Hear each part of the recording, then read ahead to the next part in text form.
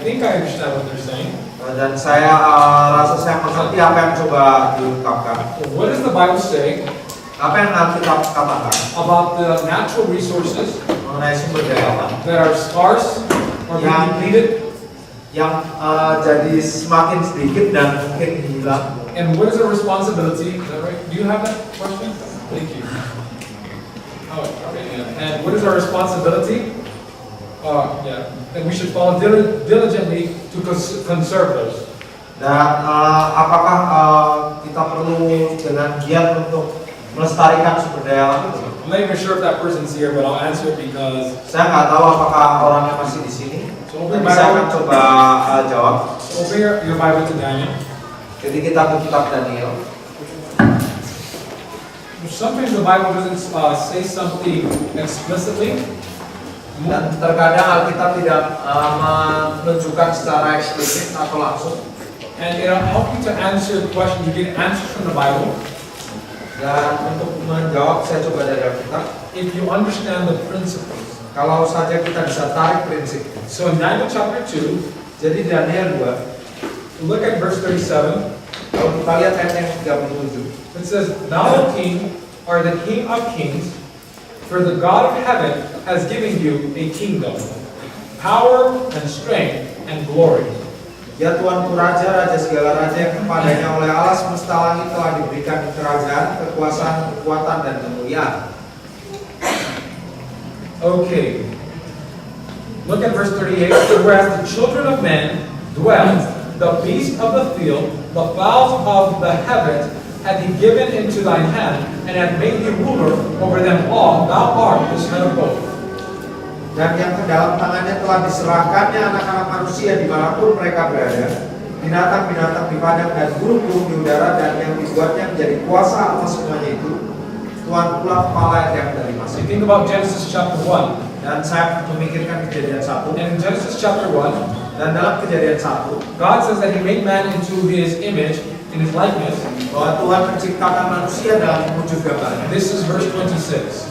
Di ayat yang 26. And he says, "Let them have dominion over the fish of the sea, Dan biarlah mereka boleh berkuasa atas ikan-ikan di laut, over the birds of the air, burung-burung di udara, and every living thing that creeps upon the earth." dan semua yang merayap di atas muka bumi. I guess the principle that I'm trying to draw your attention to Jadi prinsip yang saya coba tarik buat kalian is that when God puts man in a position over a nation, a kingdom, pada saat manusia ditempatkan atas posisi di atas binatang-binatang atau kepala kerajaan, God doesn't only put them over dominion over the humans, dan Tuhan tidak menempatkannya hanya atas manusia saja, but He puts them over also the natural resources, the land, the animals, the fishes, whatever may be in His jurisdiction. tapi Tuhan juga menempatkannya atas sumber daya alam yang ada dalam jurisdiksi wilayah kerja Dia.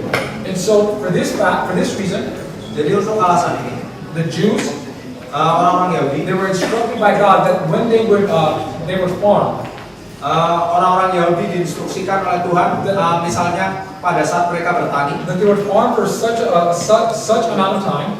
Mereka boleh bertani sepanjang masa tertentu. In the 7th year, Kemudian di tahun yang ke-7, they will allow the land to rest. mereka diharuskan mengizinkan tanah beristirahat. It was so that the natural resources wouldn't be depleted from the earth.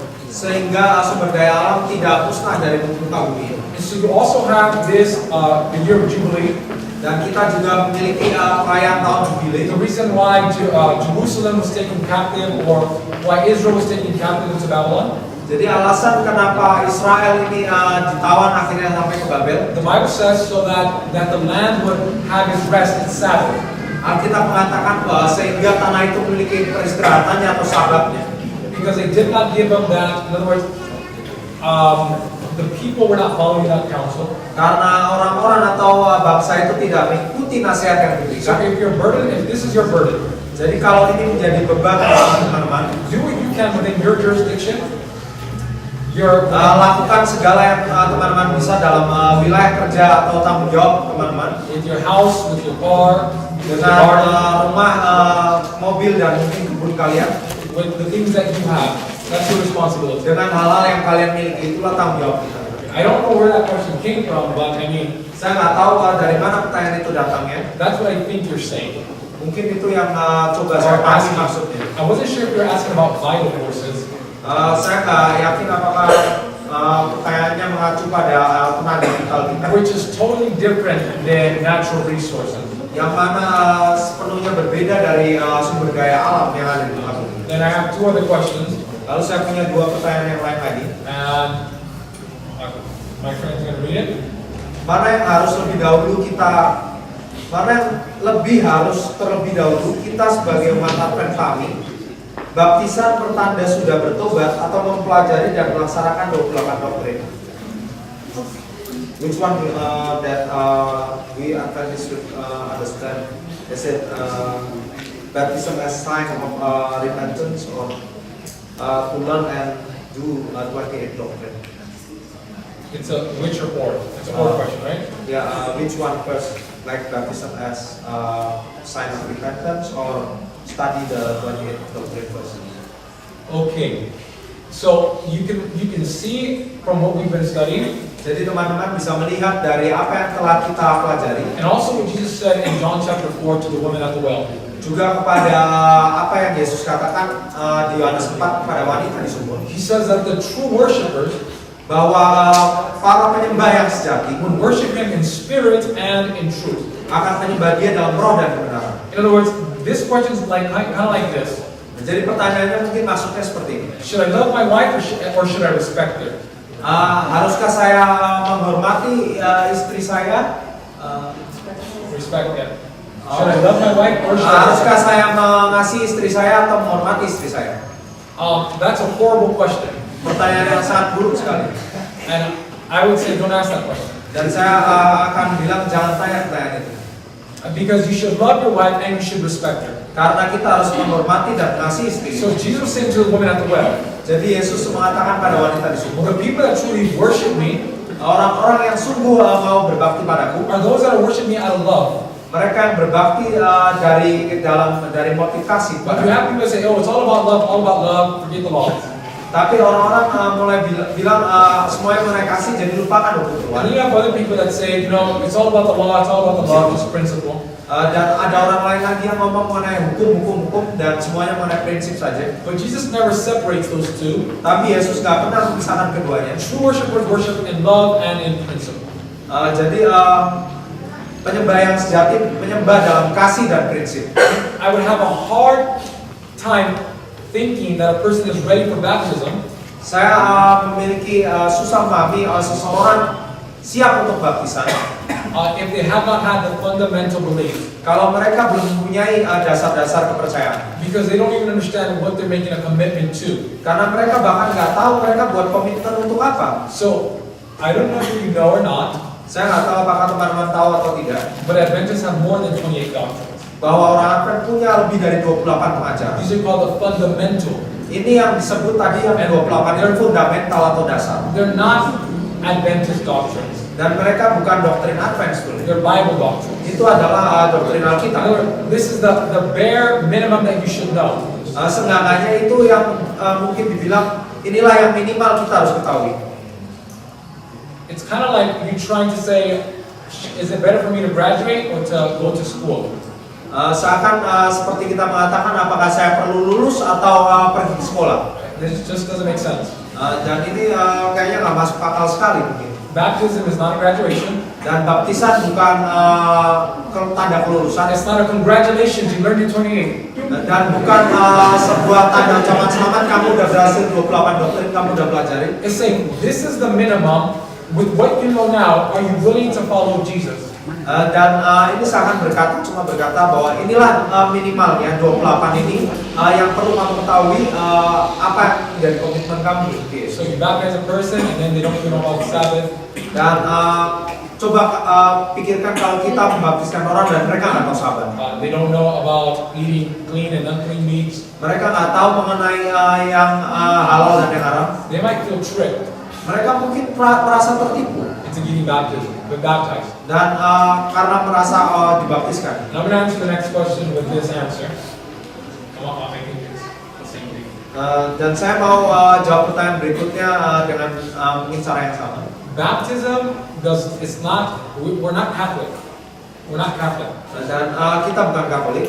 We don't believe in holy water. Kita nggak percaya sama air yang kudus. Like when you get baptized, Seperti seakan-akan pada saat kita dibaptiskan, it's not like, oh, now you're clean and now you've been made holy. dan sekarang kita seakan-akan bersih dan kita jadi kudus. Baptism is simply a ritual.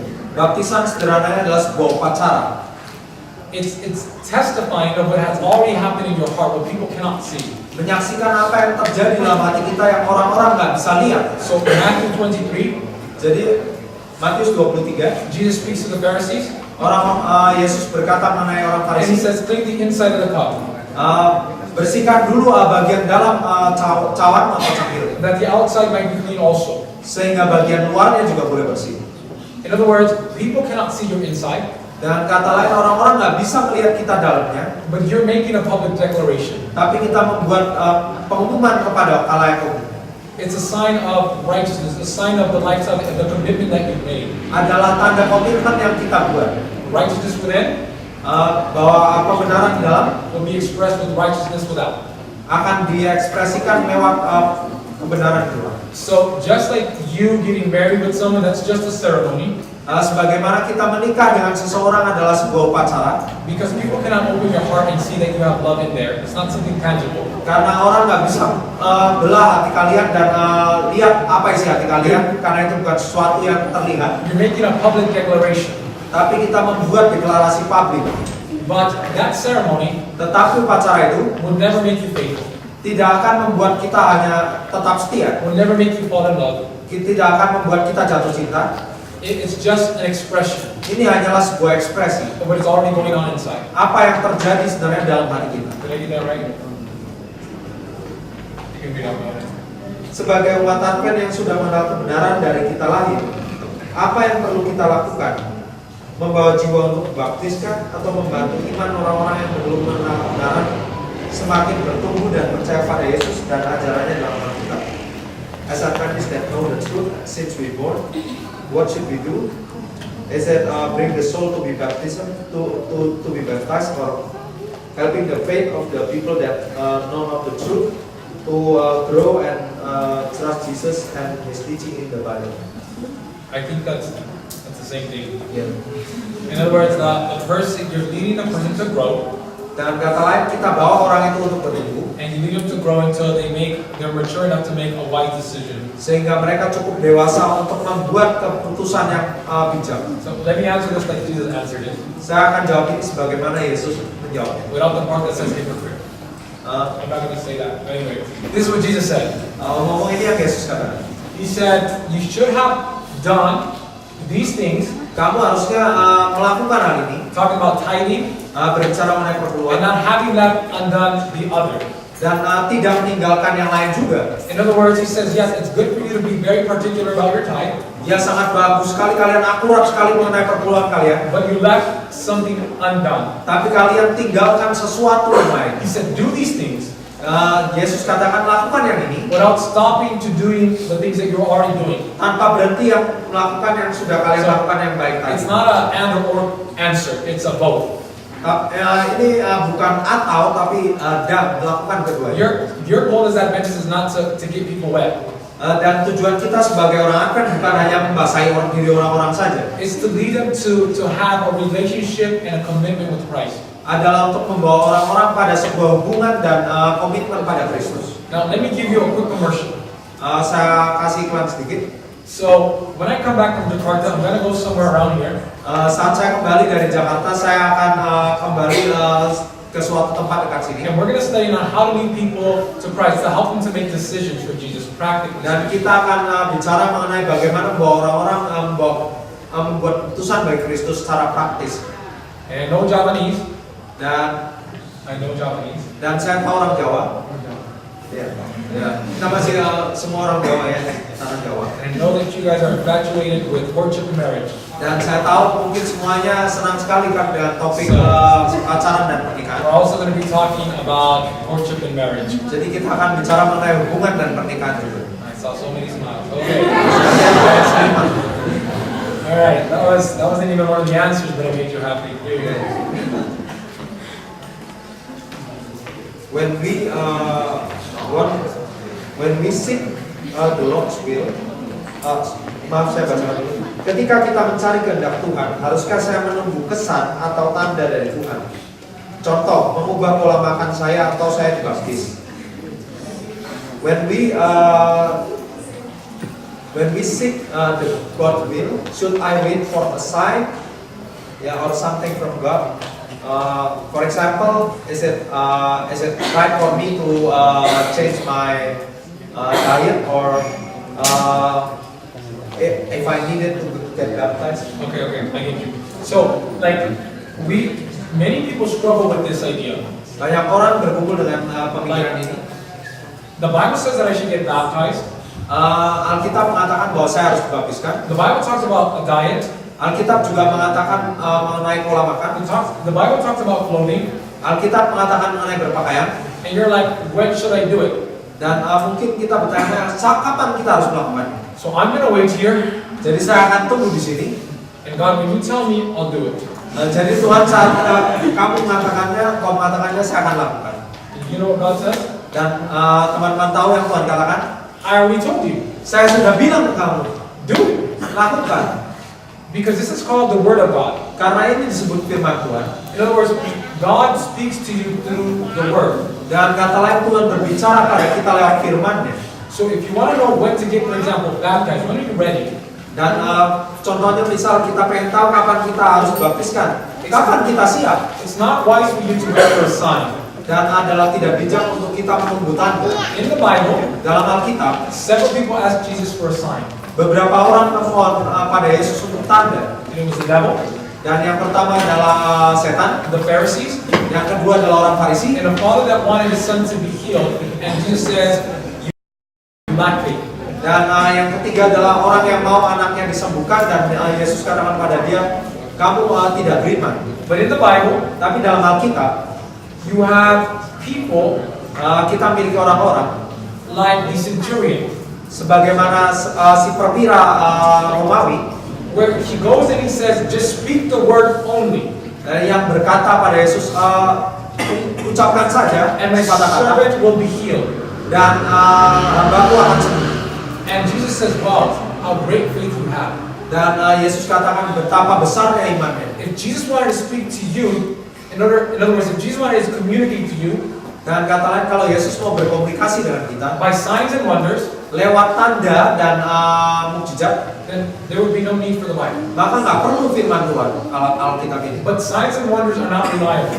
Tetapi tanda-tanda dan mukjizat ini nggak bisa diandalkan. The only reason why God the only thing that signs or impressions or just signs, just miracles, Jadi satu-satunya hal mukjizat ini, mengenai the only mukjizat thing that they prove yang coba buktikan is that it comes from a supernatural source. bahwa itu berasal dari sumber supranatural. But that supernatural source can be Satan, Tetapi sumber supranatural itu bisa jadi dari setan or it can be from God. atau bisa jadi dari Tuhan. And you don't want to make your decision based on the sign. Dan kita nggak mau buat keputusan kita berdasarkan tanda-tanda. You want to make your decision based off of the Bible. Kita mau buat keputusan kita berdasarkan Alkitab. So, if you're asking this question and you believe in the spirit of prophecy, Dan kalau teman ini menanyakan pertanyaan ini dan percaya roh buat fundamentals of Christian education says, fundamental dasar pendidikan katakan, those that are waiting mereka yang menunggu for an impression, untuk sebuah pesan a feeling, or a sign atau sebuah perasaan atau tanda-tanda will continue to wait in darkness. akan terus menunggu dalam kegelapan. In other words, it doesn't take much faith for God to do a miracle. Dan tidak perlu iman lagi untuk Tuhan lakukan mukjizat ibarat And you to walk. bagi kita untuk melangkah. But God is trying to exercise your faith Tapi Tuhan coba melatih iman kita in the Bible. dalam firman-Nya. He doesn't want you to trust signs and wonders. Dia tidak mau agar kita percaya pada tanda-tanda dan mukjizat.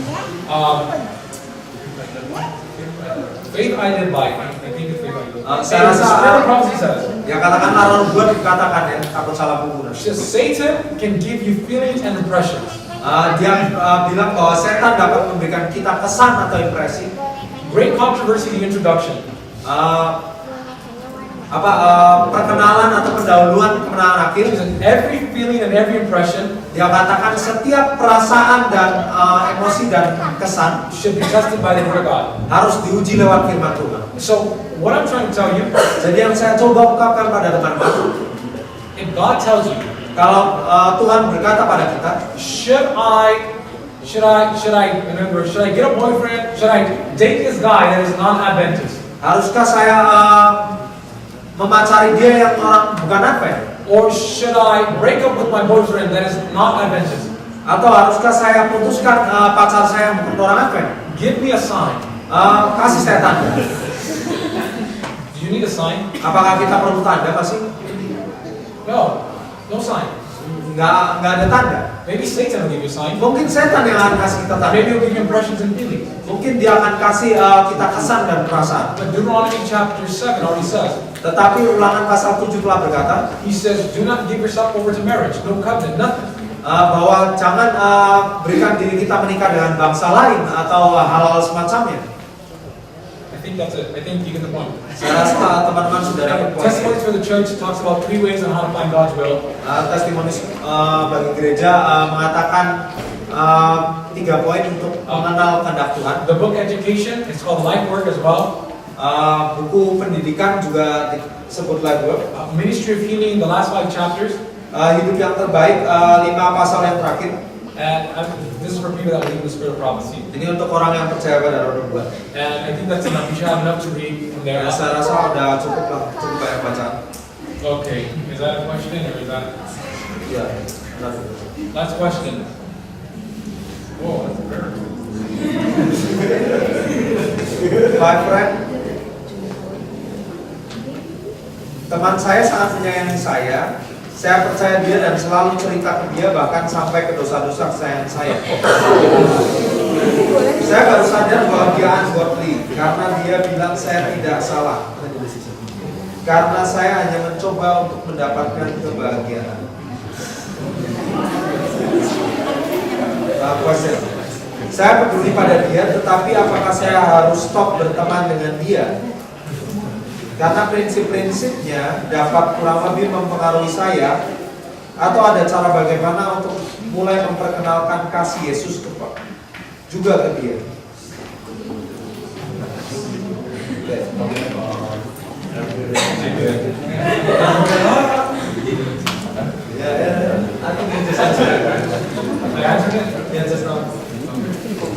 Ya, saya rasa baru dijawab ya pertanyaannya.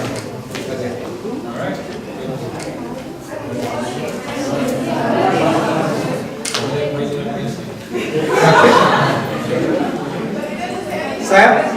Saya akan baca lengkap ya. Saya peduli pada dia, tetapi apakah saya harus stop berteman dengan dia? Karena prinsip-prinsipnya dapat kurang lebih dapat mempengaruhi saya, atau ada cara bagaimana untuk mulai memperkenalkan kasih Yesus juga ke dia? Karena dia tahu saya bahkan minus-minus saya. Kalau tiba-tiba cerita kasih Yesus rasanya sok suci dan aneh.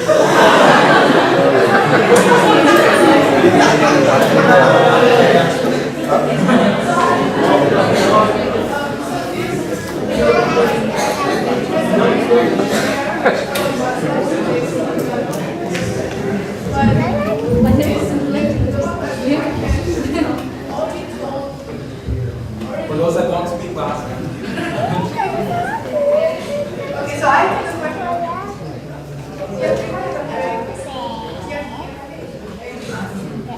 So the one who asked. Dibaca aja.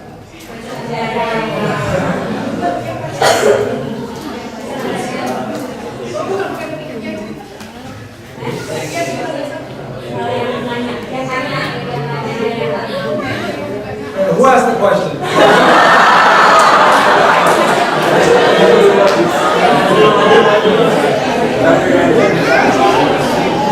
Yeah, so the one who asked the question, he told his sins to his friends. Yeah, all of his sins. He just went to the very first one to his close friends. And then, so he's asking, should I just, so this friend is ungodly. And his friend's principles is,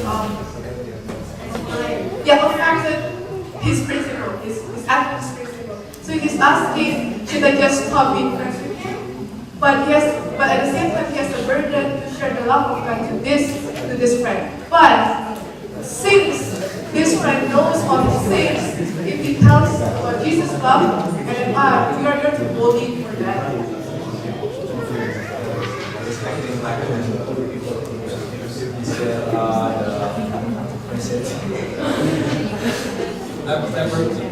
Okay. I got it. There's more questions? Let's answer one at a time. So, number one, I think that you confessing your sins to your friend Yang pertama, pada saat kita mengaku dosa kita sama teman kita, is probably the thing that is hurting your witness the most.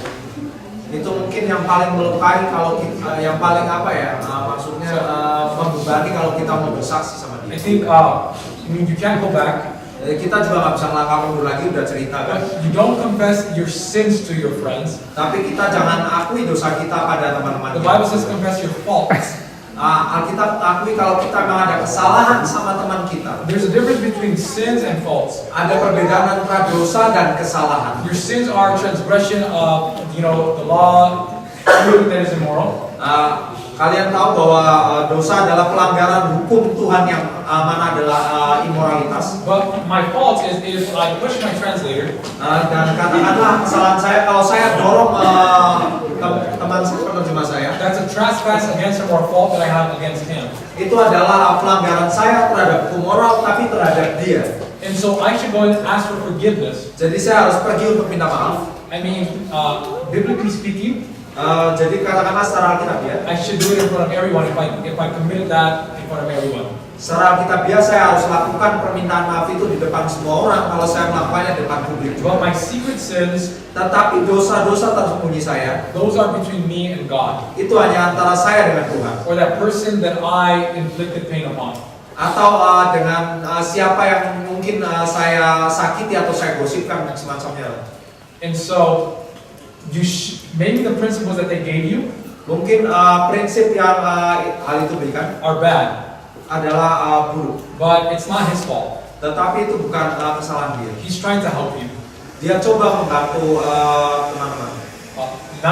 I know that the person is very sincere because of the way that they wrote the Dan question, saya tahu orangnya sangat tulus dari cara dia menuliskan pertanyaan. but it's your fault. Tetapi ini adalah kesalahan. It's their fault for their fault for confessing or opening up to them. Itu adalah kesalahan dirinya untuk membukakan kesalahan pada mereka. I would take his motive, Jadi saya akan ambil motifnya secara positif. appreciate the motive behind the expression of the principles, Menghargai motifnya lebih daripada ekspresi dari prinsipnya. and do away with those principles. Dan tapi singkirkan prinsip macam itu. But you don't say, I'm going to stop being your friend Tapi Anda tidak bilang bahwa saya akan berhenti jadi teman Anda because you have bad principles. karena dia punya prinsip yang buruk. You're supposed to go and try to help him with his principles. Anda harusnya pergi dan membantu dia merubah prinsip. And before you can help someone else out, Tapi sebelum Anda coba merubah orang lain, you must grow in grace and knowledge yourself. kita juga harus bertumbuh dalam pengenalan akan Tuhan dan kasih karunia. So, I would be in a point if he's bringing you down. Dan kalau dia membuat kita semakin kayaknya merosot, So the Bible makes a distinction between when to hang out with sinners and when not to, and what kind of sinner. dan kita membuat perbedaan kapan kita harus bersosial dengan pendosa atau tidak. You find these principles in 1 Corinthians chapter 5, Dan kita dapati prinsip itu di 1 Korintus 5 and also in 2 Corinthians. dan juga di 2 Korintus. But what I'm trying to tell you is this, that there's certain sinners that are in, like, they do not care about God and those principles. Tapi yang saya mau ungkapkan adalah ada beberapa orang yang mungkin dalam kelompok ini mereka nggak peduli Tuhan dalam beberapa prinsip. These are inside of the church and also outside the world. Dan ini ada di dalam gereja dan di luar sana. The Bible says, do not hold fellowship with them. Alkitab bilang jangan punya persekutuan dengan mereka. But there's other sinners that these people are ignorant. Tapi ada juga pendosa yang lain yang mereka nggak tahu, Or they're just weak. atau mereka memang lemah orangnya. And these people you're supposed to go and hang out with them to lift them up. Dan orang-orang semacam ini kita harus dekati mereka dan angkat mereka. But if you're too weak to be a good influence, Tapi kalau kita terlalu lemah untuk membawa pengaruh yang baik, you should separate yourself from them. kita harus pisahkan diri kita dari mereka. Not because they're so bad sinners, Bukan karena mereka adalah pendosa yang jahat sekali, but because you're too weak to be in their society. karena kita terlalu lemah dalam komunitas sosial itu. What was the 10th question? What, The second one. that was one. There is one question. There is another just two questions. There was something else that I think I missed. I don't remember what it was. If I tell him, Oh, okay. God being holier. Dan kalau saya berkata bersaksi sama dia, apakah nanti saya dikira suci? Believe it or not, Percaya atau tidak? people like, let me give you an example. Saya kasih contoh. When I was in the world, Saat saya di dunia, my friends had an expression teman saya punya kesan. that you have a type of girl for fun, uh, like a girlfriend that's for fun. Kamu suka cewek untuk kesenangan. Like you go clubbing with her, you drink with her, you smoke with Kamu her. pergi ke diskotik dengan dia dan minum-minum, You have fun with her, bersenang-senang. but you never marry her. Tetapi tidak pernah menikahi dia. Because even the world appreciates quality. Karena bahkan dunia menghargai kualitas. And so when you present a better way of living, Jadi pada saat kita menghadirkan cara hidup yang lebih baik, you don't have to say it with your mouth. kita nggak perlu ungkapkan selalu dengan mulut kita. Just start doing it and people ask. Mulailah melakukannya dan orang-orang akan bertanya. And you might just go ahead and follow you and say that's better. Dan dia mungkin akan langsung coba mengikuti cara teman. The holier than you kind of spirit, or like feeling that people get that feeling that I'm holier than you, Perasaan yang mana orang-orang dapatkan bahwa dia lebih kudus dari saya. is when that person says you have to be thinking, you can't be dressing like that, you can't do that. Ketika orang-orang itu, kamu nggak boleh berpakaian seperti itu, kamu harus melakukan ini dan itu. That's your conviction. Itu keyakinan teman-teman pribadi. You be faithful with what God has shown you, Anda setia dengan yang telah Tuhan tunjukkan pada teman-teman. and don't push your conviction on someone else. Dan jangan dorong-dorong keyakinan itu pada orang lain. But if they ask, Tapi kalau mereka bertanya, share. bagikan. Okay. The next two questions. next question, I want to surrender all my weaknesses to God for Him to take it. How do I do it? Should I just stop them all at once, or in a rehabilitation model, like little by little?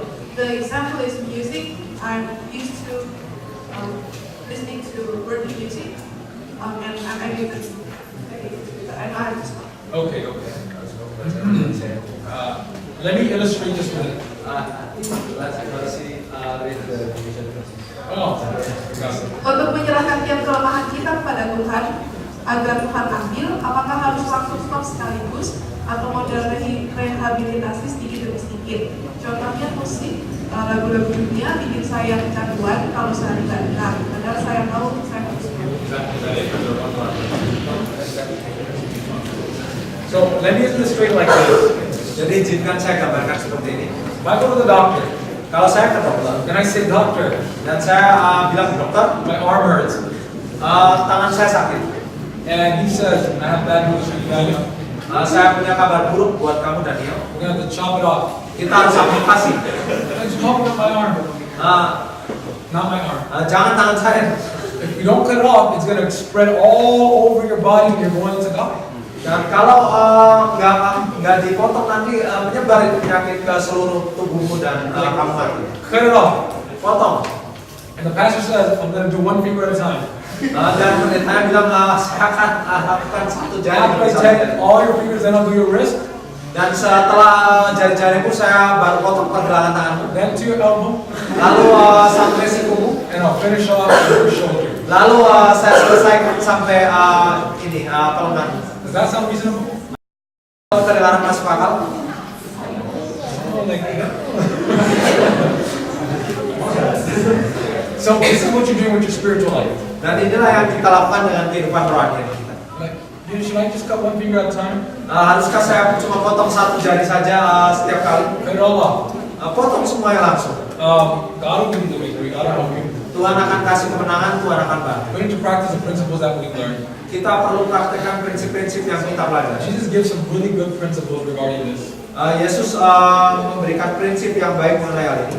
Notice that Jesus, he does it. He says at the house. He says when I cast out a demon. Perhatikan pada saat Yesus berkata, pada saat saya usir itu roh He jahat, says the demon goes to the desert. dan iblis itu pergi ke roh jahat itu pergi ke padang gurun. And he goes and he looks at the house. Dan dia pulang dan dia lihat-lihat. And it says that he sees other demon friends in there. Dan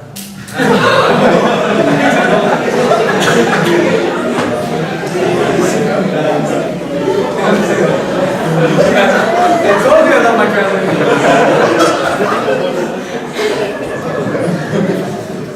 He looks inside dan dia lihat ke dalam, and he sees that everything's swept and clean. dan dia lihat semuanya bersih dan sapu rapi. He doesn't see some of his demon friends in there hanging out. Dia nggak lihat ada temannya yang lain roh jahat lagi kumpul-kumpul dalam. Jesus is gonna cast me out later. I'm next after you.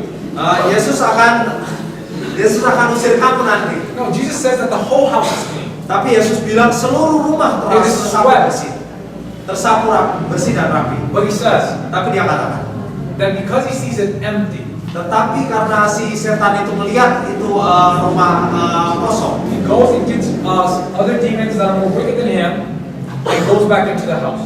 dia pergi dan panggil temannya 7 orang dan pergi masuk ke rumah itu. I'll tell you my experience. Saya ungkapkan pengalaman saya. I thought that I was not addicted to drugs. Saya pikir saya nggak kecanduan sama obat. And you can ask any recovering alcoholic, drug addict, or whatever addiction you might have had.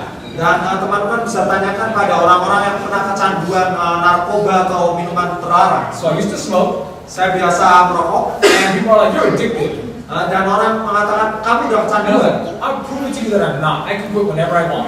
Dan saya bilang saya nggak kecanduan, saya bisa buktikan kepada kamu, saya bisa berhenti kapan saja saya mau. And I would stop smoking. Dan saya akan berhenti merokok. And then, but I was drinking every day. Tetapi saya minum setiap hari. And then someone else says, "You're addicted to the bottle." Dan orang lain berkata kamu kecanduan minuman. No, I'm not. I can stop whenever I want. Enggak, saya bisa berhenti kapan saja saya mau. And I began to pop pills. Lalu saya mulai makan pil. And they were like, "You're addicted." Dan orang lain bilang kamu kecanduan. No, I'm not. I can stop whenever I want. Enggak, saya bisa berhenti kapanpun saya mau. And I'll go back to smoking. Dan lalu saya kembali ke merokok. Addiction, Kecanduan it's just being manifested in different ways. hanya dinyatakan lewat berbagai You cara. must overcome that addiction. Kita harus menang lawan kecanduan-kecanduan ini. If you don't, it'll be manifested in a different way. Kalau tidak, itu akan dinyatakan lewat berbagai cara ya. Cut it at the root. Potong akarnya sampai ke akar. Leave nothing. Jangan tinggalkan apapun. The principle is this. Prinsipnya adalah ini. You also find this in ministry of healing. Kita juga temukan ini di hidup yang terbaik. It says, give them something better. Berikan dia sesuatu yang lebih baik. That whenever you take something out of your life, Sehingga pada saat kita ambil sesuatu dari dalam hidup kita, like let's say your house gets infected with mold. katakanlah rumah kita terinfeksi dengan jamur, All your furniture, your bed, your pillow, dan furnitur kita dan kasur kita, Bible says burn it. Burn it. saya akan bilang bakar. So I go ahead and get rid of all my furniture, all my stuff out of my house. Jadi saya akan singkirkan semua furnitur saya keluar dari rumah saya. And he said, done. Lalu saya bilang sudah selesai. Now you have an empty house. Sekarang kalian punya rumah yang kosong. A logical person Dan seorang yang berpikir logika would go and buy some new furniture to fill their house. akan beli furnitur baru untuk memenuhi rumah. The reason why you continue to fall back into sin Dan alasan kenapa kita terus jatuh dalam or those dosa things that you're addicted to atau hal-hal yang mana kita is kecanduan because padanya you're not replacing that void that you took out. adalah karena kita nggak menggantikan kekosongan yang telah kita buang. Open your Bibles to Colossians chapter 3. Kita buka pada Kolose pasal yang Colossians chapter 3, we're looking at verse 16. Kolose 3 kita lihat ayat yang ke-15. So you took away something out of your life. Jadi kita ambil sesuatu atau buang sesuatu dari dalam hidup kita. Notice what it says, let the word of Christ dwell in you, richly in all wisdom. 16. Hendaklah perkataan Kristus diam dengan segala kekayaannya di antara kamu, sehingga kamu dengan segala hikmat. So whenever you get an urge,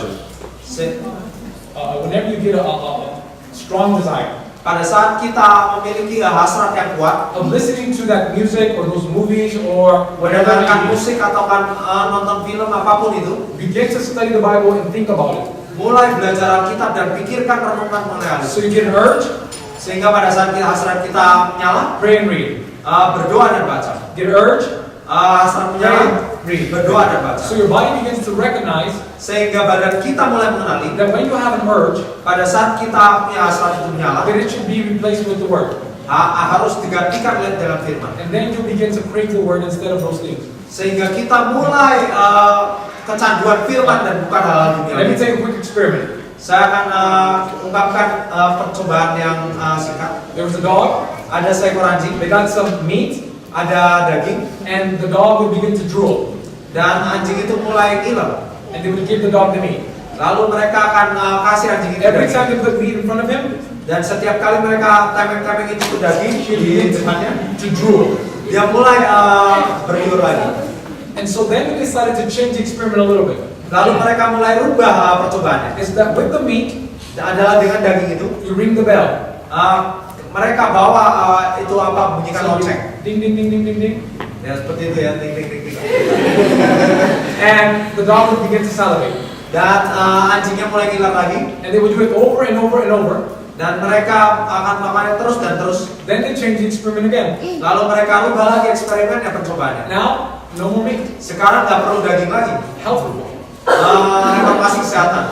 They just had the bell. Mereka hanya punya loncengnya. Ding, ding, ding, ding, ding. Loncengnya bunyi ting ting ting ting. And you know what happened to the dog? Dan kalian tahu apa yang terjadi sama si He anjing? began to salivate. Dan dia mulai ngiler juga. So whenever you have that urge, Jadi kapanpun kita punya hasrat itu menyala, ding, ding, ding, ding, ding. nyalain lonceng yang begini ya. Okay, now notice what it says. Dia perhatikan yang dikatakan, It says, teaching and admonishing one another. mengajar dan menegur seorang akan yang lain. You should be teaching and encouraging or building up one another. Jadi kita harus mengajar, atau di sini katanya bukan menegur, atau lebih kepada menyemangati atau mendorong, mengangkat. How? Dan bagaimana caranya? In psalms and in hymns and spiritual songs, singing with grace in your hearts to the Lord. Sambil menyanyikan mazmur dan puji-pujian dan nyanyian rohani, kamu mengucap syukur kepada Allah di dalam hati. That why God designed music, Kenapa Tuhan merancang musik? it was for indoctrinating or for teaching something. Adalah untuk mengajarkan sesuatu. And so whenever you're listening to music, Jadi kapanpun kita mendengarkan musik, whether you like it or not, antara kita suka atau tidak, you're being indoctrinated. kita sedang didikte oleh si musik. And Satan knows that. Dan setan tahu hal itu. So he uses music to educate the world. Jadi dia pakai musik untuk mendikte dunia ini.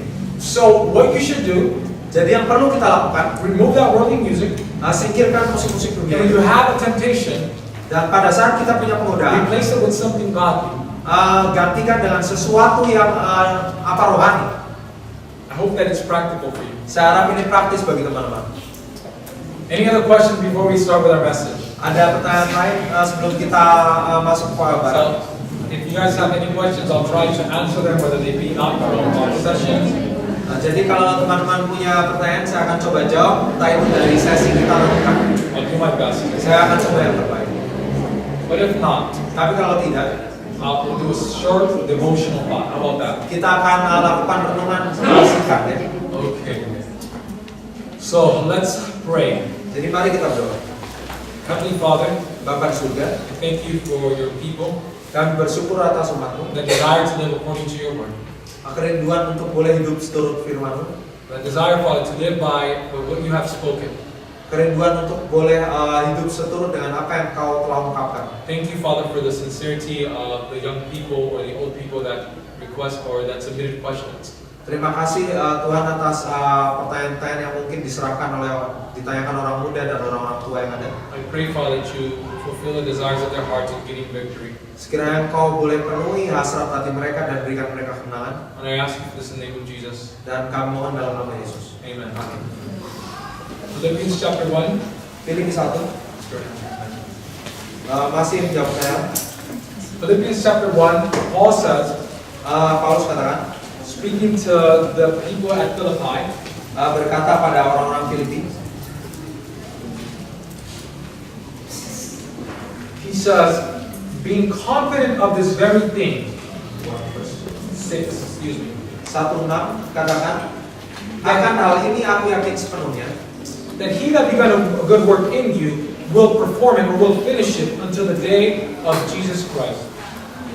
yaitu ia yang memulai pekerjaan yang baik di antara kamu akan meneruskannya sampai pada akhirnya pada hari Kristus Yesus.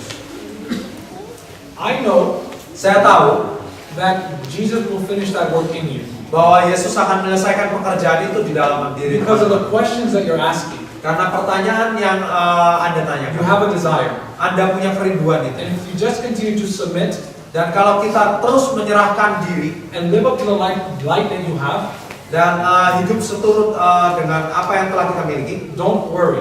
jangan khawatir. God will finish that work that He begun in you. Tuhan akan menyelesaikan pekerjaan yang telah Ia mulai dalam diri Anda. Verse 7. Ayat 7. Even as it is fit for me to think this of you all, because I have you in my heart. Memang sudahlah sepatutnya aku berpikir demikian akan kamu semua, sebab kamu ada di dalam hatiku. Be confident. Jadi percaya dirilah.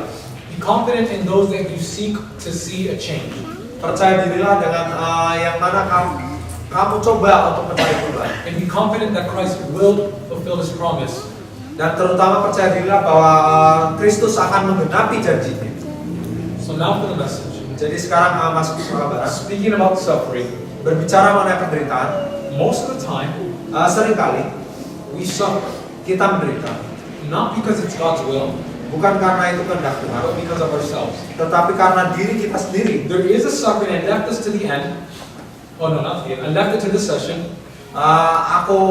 Dan tadi ada penderitaan yang saya mungkin lupa ungkapkan di sesi yang lalu. Because of the connotation that people have of suffering. Karena konotasi yang orang-orang miliki mungkin mengenai penderitaan. So go to Hebrews chapter 12. Jadi kita ke Ibrani 12. And in Hebrews chapter 12, we're going to read verse 6. Dan di Ibrani 12 kita akan lihat ayat yang ke-6. How about this? I'm going to share some thoughts with you. Saya akan bagikan beberapa pemikiran dengan And I'm going to tell you where to find them. Dan saya akan kasih tahu di mana harus mencari mereka. The thoughts that I'm going to share with you Pikiran yang saya mau bagikan pada teman-teman are in Hebrews chapter 12, 6 through 11. dari Yes, 11. Ibrani 12 ayat 6 sampai 11. That there's certain type of suffering that you go through. Ada beberapa jenis penderitaan yang mana kita lalui. And this suffering Dan penderitaan ini is a correction from God. adalah sebuah koreksi atau teguran Now, dari Tuhan. this is different than the punishment of God. Ini berbeda dari hukuman Tuhan. And if you confuse these things, Dan kalau kita membingungkan atau mencampur adukan hal ini, you're going to have a rough life. kita akan punya Rough life. Rough, like hard. kita akan punya kehidupan yang berat. The punishment for sin Hukuman atas dosa does not take place until after the 1,000 years. tidak akan ada sebelum 1000 tahun itu berlalu. But when you are a Christian, Tapi saat kita orang Kristen, you are adopted by your Father, your Heavenly Father. kita diadopsi oleh Bapa surgawi kita, And because He is your Father, dan karena Ia adalah Bapa kita, He is going to correct you Dia akan mengoreksi kita for the things that you have done. untuk hal-hal yang telah kita lakukan. This is not punishment. Ini bukanlah hukuman. This is a correction. Ini hanyalah koreksi. But no correction seems good at the present time when you're going through that correction. Tapi tidak ada koreksi itu yang seakan-akan pada saat sekarang ini kita menerima itu seakan-akan baik. From a godly perspective or from a divine perspective, Dari perspektif atau sudut pandang ilahi, the purpose of punishment tujuan penghukuman is different than the purpose for correction. berbeda dengan tujuan koreksi. Punishment is to annihilate. Penghukuman ini adalah untuk membinasakan, In other words, to serve justice. adalah untuk memberikan keadilan. Correction. Koreksi It's to make something straight. adalah untuk meluruskan sesuatu, Something that is wrong, sesuatu yang salah to make it right. untuk dibuat benar. So sometimes you do something in your life that is wrong. Dan terkadang kita melakukan sesuatu dalam kehidupan kita yang mana adalah And salah. so God goes and corrects you. Jadi Tuhan datang dan mengoreksi kita. You might call that a spanking. Dan kita mungkin katakan itu kita dipukul lah. But the purpose of spanking Tapi tujuan pukulannya is to put you back on the right track. adalah untuk mengarahkan kita kembali ke jalan yang benar. Let me give you an example. Saya akan kasih contoh. Like, we have that banana farm that I showed you. Kita punya tadi kebun pisang yang saya tunjukkan. We have thieves at it. Kita punya pencuri-pencuri di island. They're called monkeys. Mereka disebut monyet. And these monkeys love bananas. Dan monyet-monyet ini suka pisang. And monkeys can eat a lot. Dan monyet bisa makan banyak sekali. And so these monkeys, Jadi monyet-monyet ini, we have to stop them somehow. kita harus hentikan mereka entah bagaimana. Now, it's not the end of the millennium. It's not the end of the millennium, so we're not going to kill them. Jadi ini bukan akhir dari milenium, kita juga nggak akan bunuh We mereka. just want to tell them that thou shalt not steal. Kita hanya akan kasih tahu mereka jangan mencuri. We don't want to kill them. Kita nggak bermaksud membunuh mereka. We just want to make sure they get the point not to do that. Kita hanya memastikan mereka tahu maksudnya jangan lakukan hal itu. So we put an electric fence. Jadi kita tempatkan pagar listrik. Very soon the monkeys learn that they should not do that. Dan segera monyet-monyet mengetahui bahwa mereka nggak seharusnya melakukannya. Was it to kill them? Apakah itu untuk membunuh mereka? No, it's just to correct them. Enggak, hanya untuk membenarkan mereka. Sometimes Terkadang your correction can be very painful. koreksi yang terjadi pada diri kita bisa jadi sangat menyakitkan. Like if you break your arm Katakanlah kita mematahkan lengan and it grows back, dan itu bertumbuh but kembali, it doesn't grow back right. tapi tidak bertumbuh dengan baik. In order for the doctor to correct your arm for it to be straight again, Agar dokter bisa membenarkan lengan kita bisa lurus lagi, he has to break the bone again. dia harus itu tulang lagi And then make sure with the cast that this time it grows right. dan memastikan kali ini dia bertumbuh dengan benar. Now, why does he do that? Kenapa dia perlu melakukan itu? Does he do that because he hates you? Apakah dia melakukannya karena dia membenci kalian? Say, oh yes, I get to punch. Ya, saya hukum kamu. Or is it because he wants to help you? Ataukah karena dia mau coba membantu He kita? does it because he wants to help you. Dia melakukan itu karena dia coba membantu. So what you find in Hebrews chapter 12 Jadi apa yang kita temukan di Ibrani is 12 that the correction of God, adalah bahwa koreksi dari Tuhan it's not pleasant at that moment, bukan tidaklah enak pada saat itu, but the results that it would have tetapi hasil yang akan kita would be dapatkan unto holiness and righteousness. adalah pada berbuah pada kekudusan dan kesalehan. So God thinks, Jadi Tuhan berpikir, I'd rather let this person suffer saya lebih baik membiarkan orang ini menderita this much sedikit ini than never to correct them, daripada tidak mengoreksi mereka spare them from a little bit of pain, dan memberi mereka sedikit rasa and sakit to suffer in the flames of hell. daripada mereka mengalami rasa sakit di neraka. So he's helping you, he's sparing you from more suffering. Jadi dia membantu kita agar tidak mengalami rasa sakit yang lebih berat lagi. But it's because he loves you. Tapi ini karena dia mengasihi kita. Paham? Amen. Okay. What was the next point? Apa? Oh yes. You remember in the story, you find this in Numbers chapter 20 and verse 8. Dan kita temukan ini di Bilangan 20 ayat yang 8. In Numbers chapter 20 and verse 8, Dan Bilangan 20 ayat yang 8 katakan, you can just read that story. God tells Moses, Tuhan katakan pada Musa, speak unto the rock, bicara sama batu water will come out. dan air akan keluar. And then he says, okay, Dan dia katakan baik, and he beats the rock, dan dia malah pukul batu itu and water comes out. dan air keluar. And then God says, Lalu Tuhan katakan, because you disobeyed me, karena kamu tidak menurut pada you saya, cannot go into the promised land. kamu nggak bisa masuk tanah Kanaan. You would say, man, that's a harsh punishment. Dan kita mungkin berpikir, itu hukuman yang kejam sekali. This is God correcting. Ini Tuhan mengoreksi. Why is God correcting? Kenapa Tuhan mengoreksi? God is correcting Tuhan Moses mengoreksi Musa for the sake of God's people. demi umat Tuhan. The Bible says that they were a stiff-necked people. Alkitab mengatakan mereka bangsa yang tegar tengkuk. They love to rebel. Mereka suka berontak. Now you see the holiest man that you know, Dan kita tahu orang yang paling kudus yang kita and he tahu. disobeys God's word, Dan dia tidak menaati firman Tuhan. and God lets him go. Dan Tuhan lepaskan dia.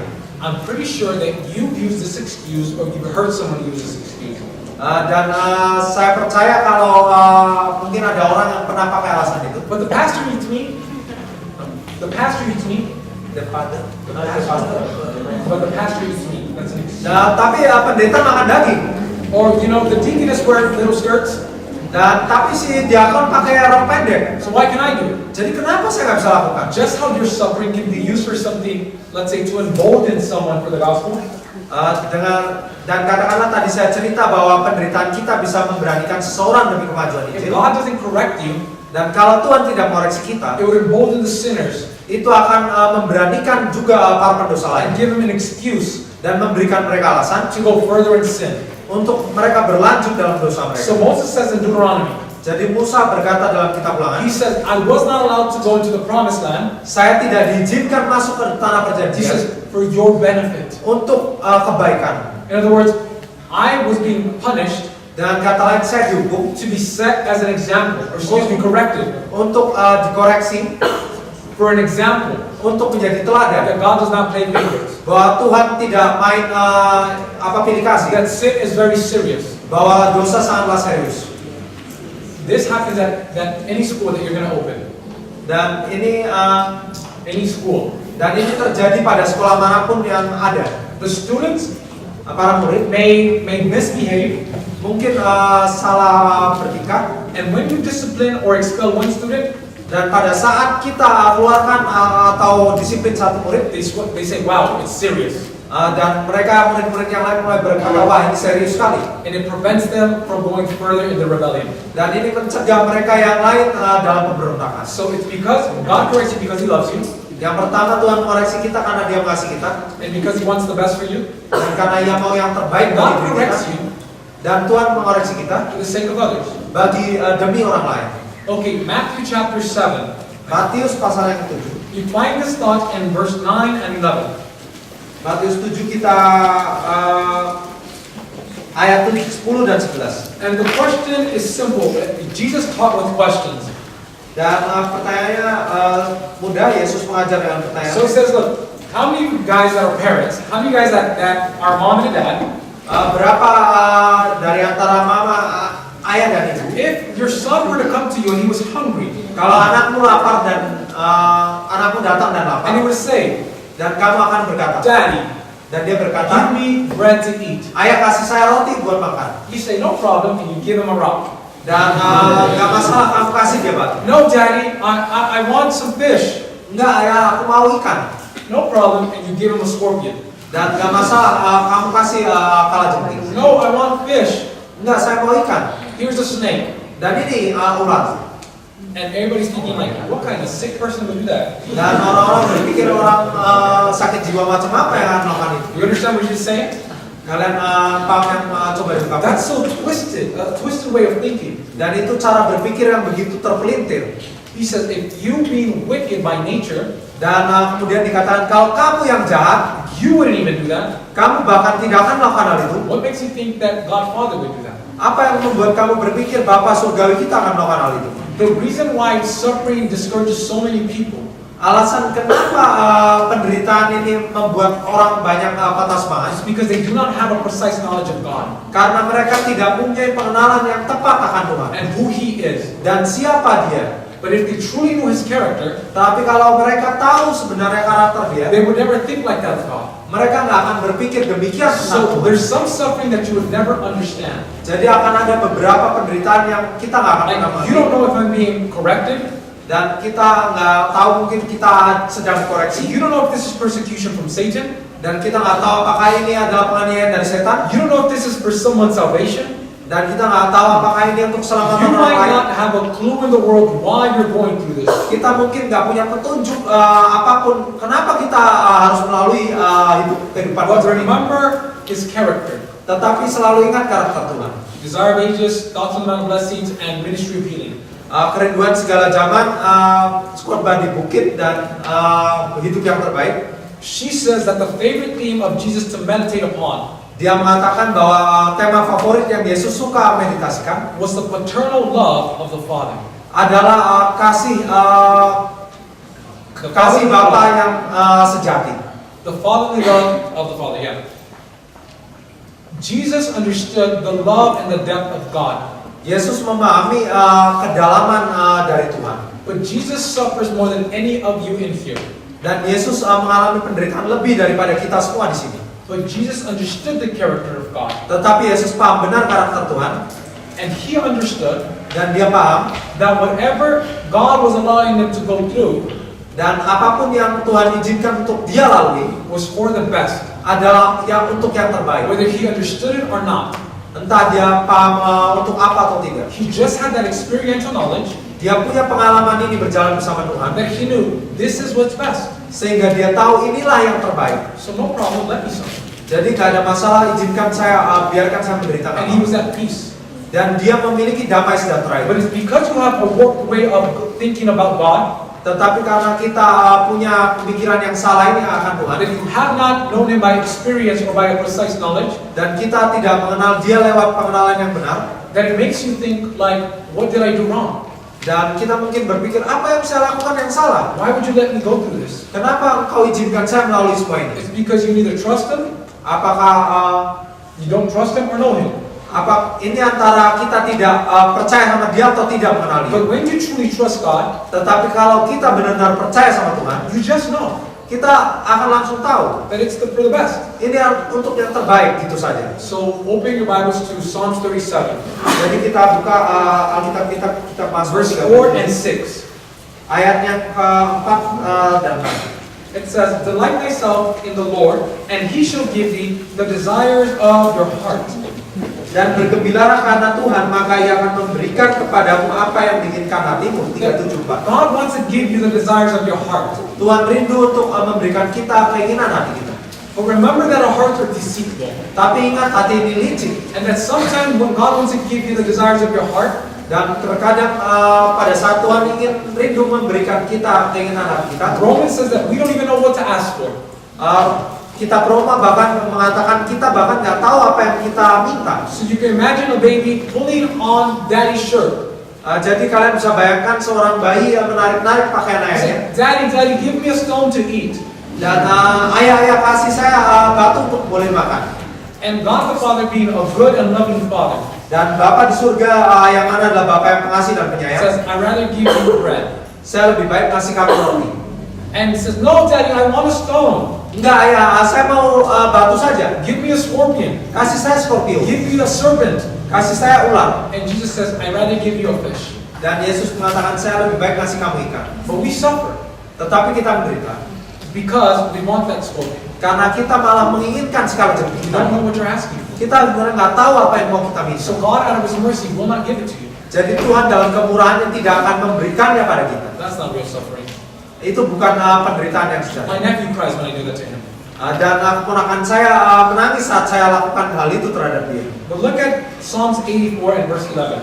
Tetapi kita lihat Mazmur 34 ayat yang 11. It says, for the Lord God is a sun and a shield. The Lord will give grace and glory. No good thing will He withhold from them that walk uprightly. Wait, yeah, 11. 84, I said 84. Oh maaf, 84 ya. Did I say 34?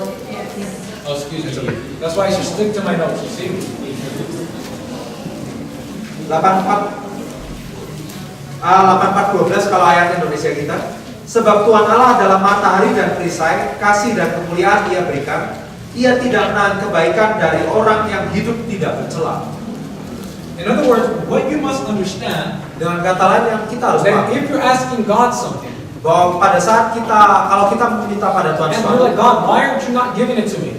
dan kita berkata, Tuhan, kenapa kamu Why tak aren't kasih you padaku? delivering me from this thing? Whatever it may be. Kenapa engkau tidak melepaskan saya dari permasalahan ini apapun itu? Keep this in mind. Tetap tanamkan pikiran ini. That if it was for you, if it was good for you, Kalau itu baik bagi kita, He would give it to you. dia akan berikan bagi And kita. that if He's withholding it from you, Dan kalau dia menahan-nahan dari kita, He says, I will not withhold it if it's good. dan di sini dikatakan saya tidak akan menahan kebaikan kalau itu kebaikan. He's withholding it because it's harmful for you. Dia menahan itu karena itu adalah berbahaya bagi kita. But you can only understand this Tetapi kita hanya memahami. if you know the character of God. Kalau saja kita tahu karakter Tuhan, Let me tell you a story and then we'll close. saya akan bagikan sebuah cerita lalu kita akan tutup. I learned this with my nephew. Saya belajar ini dengan keponakan saya. He wanted to drink some chemical. Dia mau minum minuman kimia. I took it from him. Saya rebut dari He dia was crying. dan dia menangis. And he said that he hated me. Dan dia bilang, saya benci kamu. That's the way that we think. We're like babies. Dan itulah cara kita berpikir, seringkali kita kayak anak bayi. His name is Eli. Namanya Eli, And he was 2 years old. dan dia 2 tahun. And Eli, Dan Eli ini, he likes, I don't know why he thought that, he likes people chasing him. dia senang orang-orang mengejar-ngejar dia. And so my sister's outside of the house. Jadi saudari saya di luar rumah. And she begins to walk towards Eli. Dan dia mulai ke jalan ke arahnya si Eli ini. And so Eli thinks that, oh, I'm getting chased. Yay. Dan Eli berpikir, oh saya lagi dikejar nih. And so he begins to run. Jadi dia mulai lari. He's wearing socks. Dia pakai kaos And kaki. he's inside of a house with tile. Dan dia di dalam rumah dengan lantai. So as he's running, Dan seiring dia berlari, he slips dia tergelincir, terpeleset. and he hits his face on a cabinet, on the edge of a cabinet. Dan mukanya terhantam dari ujung lemari. And he gets a big cut on his lip. Dan akhirnya bibirnya sedikit sobek. Now Eli's a baby. Dan Eli ini adalah orang balita. And he's bleeding all over the place. Dan dia terus berdarah, mengucur. My sister recognized that he needs stitches. Dan saudari saya tahu bahwa dia perlu dijahit. And so they take him to the hospital. Jadi dia bawa si Eli ini ke rumah sakit. And they take him into the emergency room to sew him up.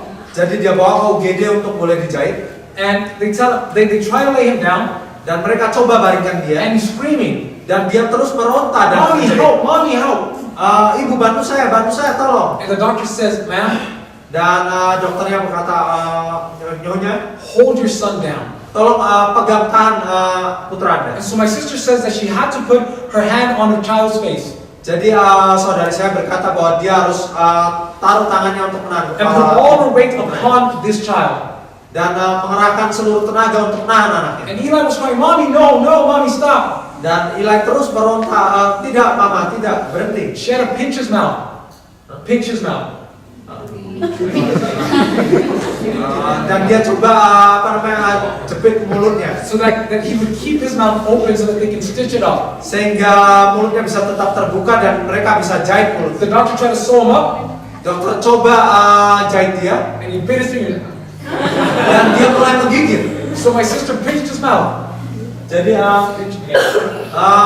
terus tekan lagi pipinya And she was holding on his head. dan dia Holding on his head. terus turun kepalanya.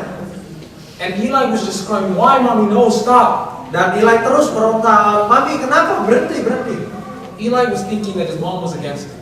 Eli berpikir bahwa mamanya sedang ngasih hukum. Mommy, why would you do this to me? Ngasih hukuman dia.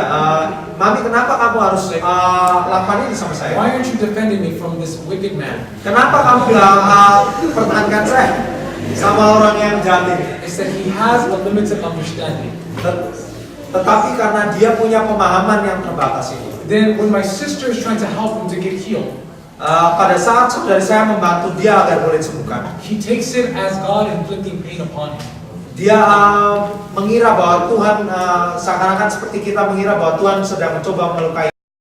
Your understanding of suffering is too limited. Dan pengertian kita mengenai penderitaan terlalu terbatas. But you don't even have to have all these Bible studies that we've been having. Dan kita mungkin nggak perlu semua pelajaran kitab yang telah kita punya. If you simply understood the character of God, Kalau kita sederhananya mengenal karakter Tuhan, if you had faith in Him, kalau kita punya iman sama Dia, that whatever He allows you to go through bahwa apapun yang Ia izinkan untuk kita lalui is for your own good. adalah untuk kebaikan bagi So kita. for those people that are suffering, Jadi bagi teman-teman yang sekarang sedang for dalam those masalah, people that don't understand why is this happening to me in my life, yang tidak mengerti kenapa ini semua terjadi dalam kehidupan saya, remember what Hebrews says. ingatlah yang Ibrani katakan. Consider Him, Perhatikan Dia, think about Him, pikirkan Dia, so that you do not grow weary in your mind. sehingga kita tidak menjadi lelah dalam pikiran kita. Let's pray. Mari kita berdoa. Father in heaven, Bapa surga, forgive us, Lord, for our unbelief. ampuni kami atas ketidakpercayaan kami. Forgive us for attributing to you pain that is not real. Ampuni kami karena memberi kontribusi sakit kepadamu yang mana adalah tidak nyata. Thank you that you would go as far as to heal us even when it's painful. Terima kasih Engkau mau menyembuhkan kami meskipun itu menyakitkan bagi kami. Thank you, Father, for your correction and your love. Terima kasih ya Bapa atas koreksi dan kasih-Mu. Correct, Lord, our understanding and our perspective of your character. Benarkan kami pandangan kami akan karakter-Mu ya Tuhan. Teach us to be intelligent Christians. Bantu kami untuk menjadi orang Kristen yang pandai. Teach us to love you. Bantu kami untuk mengasihi Engkau. Teach us to trust you. Ajar kami untuk percaya padamu. And help us accept whatever you may lay before us. Dan bantu kami untuk menerima apapun yang Kau tempatkan di hadapan kami. Thank you for your love. Kami bersyukur atas kasih-Mu. In the name of Jesus, amen. Dalam nama Yesus, amin.